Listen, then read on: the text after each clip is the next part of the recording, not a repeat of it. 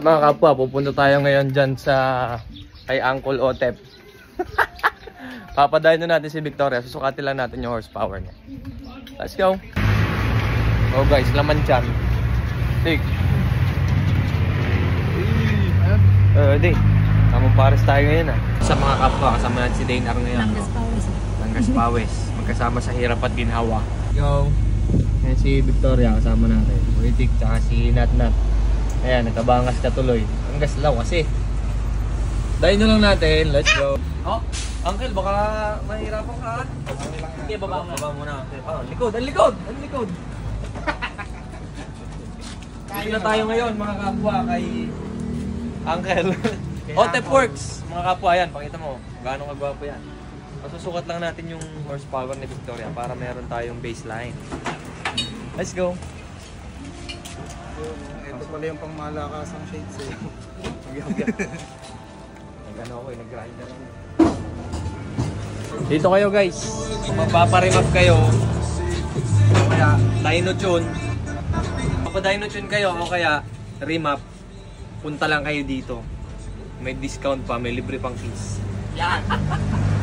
Sukatin lang natin ito mga kapwa.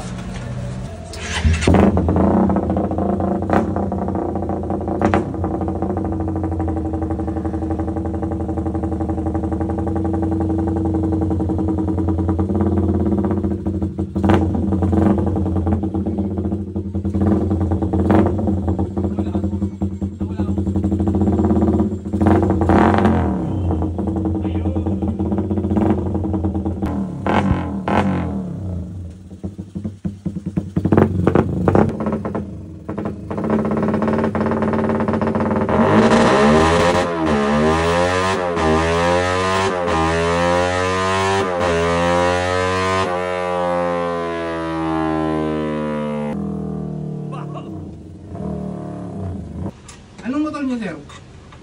Ay, Na. yung papaano ko natin papay. Okay. Para Papaingay to pang Christmas yan.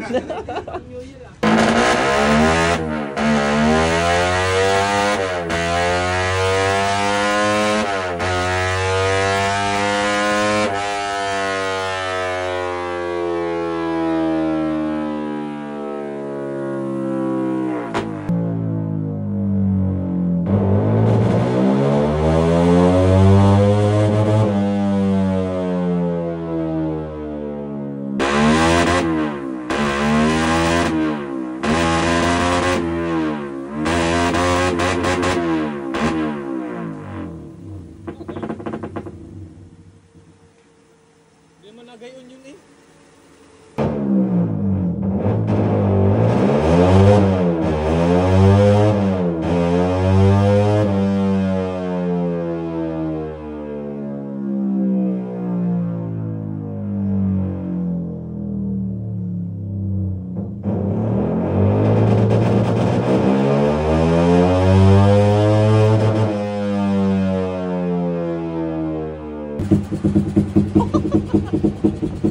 All 23 horsepower. May bubuga pa yun So yun na nga mga kapwa. Yung horsepower medyo nakukuha na natin. Pero gusto kasing i-exact ni Boss Otep yung tamang RPM para makita nyo yung horsepower. Kung saan siya nagde-deliver ng max horsepower para makita nyo yung RPM. Power band.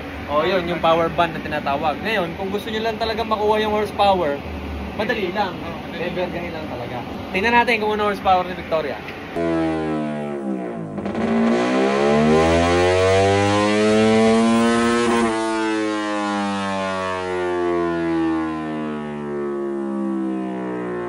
Ayun na nga, para malaman nyo kung ano yung pinagagawa namin dyan. Ayan, tumigil na kami kasi ang hirap basahan ng horsepower ni Victoria. Minsan lumalabas 20 horsepower, minsan 22 something. Kita nyo naman kanina. Hindi namin siya mahanapan ng pinaka-accurate na reading kasi namamalya-malya ng konti si Victoria. Kita nyo naman, minsan namumutok at saka nakakahiya na rin sa kapitbahay ang ingay. Ito naman talagang mema lang na video. Hindi na rin namin masyadong naayos mga kapwa kasi may lakad din ako niyan. Hayaan nyo, next time, pagka final na talaga yun, makikita na natin. At least ngayon, meron tayong basis kahit papaano. From 15 horsepower na stock ng Raider Carb, tinan nyo na naging resulta ng reading ni Victoria.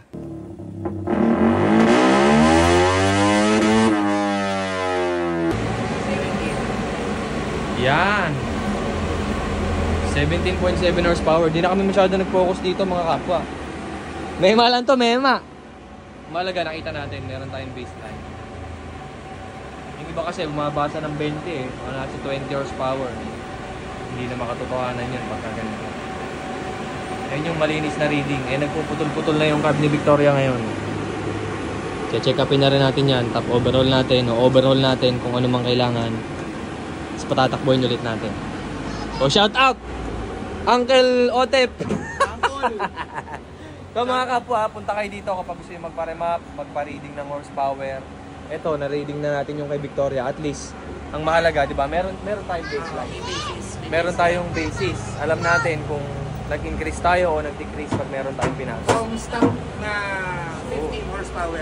15 horsepower, 17.7 si Victoria. Ganun-ganun lang ang binago natin. CDI, pipe, carb. Sprocket, yan. Hindi naman mawala yan. Sila mga kapwa, sana natuwa kayo doon sa aming mema na video ni Boss Otep Works. Puntahan nyo lang to dito mga kapwa. Search Los nyo na Baños. lang sa search nyo na lang sa Google Map. Team One Shot Los Baños. One Shot Los Team- Baños. Team One Shot Los Baños. Yeah, supportahan natin yan mga kapwa. Yung mga malalapit, hindi nila kayo. Yes. Let's go!